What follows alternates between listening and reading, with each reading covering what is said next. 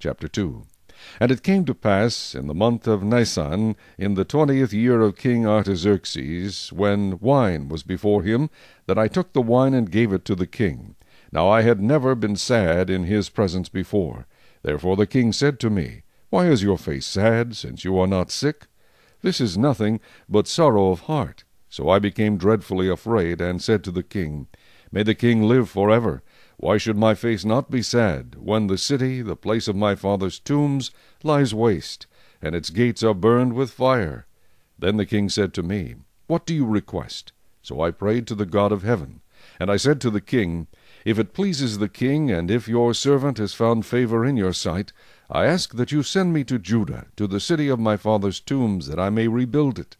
Then the king said to me, the queen also sitting beside him, How long will your journey be, and when will you return? So it pleased the king to send me, and I set him a time. Furthermore I said to the king, If it pleases the king, let letters be given to me for the governors of the region beyond the river, that they must permit me to pass through till I come to Judah. And a letter to Asaph, the keeper of the king's forest, that he must give me timber to make beams for the gates of the citadel which pertains to the temple, for the city wall, and for the house that I will occupy. And the king granted them to me according to the good hand of my God upon me.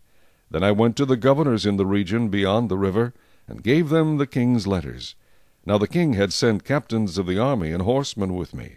When Sanballat the Horonite and Tobiah the Ammonite official heard of it, they were deeply disturbed that a man had come to seek the well-being of the children of Israel. So I came to Jerusalem, and was there 3 days. Then I arose in the night, I and a few men with me. I told no one what my God had put in my heart to do at Jerusalem, nor was there any animal with me except the one on which I rode.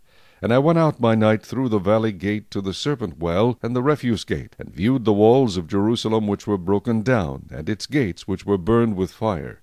Then I went on to the foundation gate, and to the king's pool, but there was no room for the animal under me to pass. So I went up in the night by the valley, and viewed the wall. Then I turned back and entered by the valley gate, and so returned. And the officials did not know where I had gone or what I had done. I had not yet told the Jews, the priests, the nobles, the officials, or the others who did the work.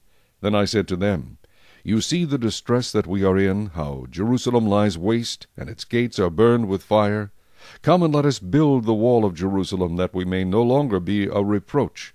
And I told them of the hand of my God which had been good upon me, and also of the king's words that he had spoken to me. So they said, Let us rise up and build. Then they set their hands to this good work. But when Sanballat the Horonite, Tobiah the Ammonite official, and Geshem the Arab heard of it, they laughed at us and despised us, and said, What is this thing that you are doing? Will you rebel against the king? So I answered them, and said to them, The God of heaven himself will prosper us. Therefore we, his servants, will arise and build. But you have no heritage or right or memorial in Jerusalem.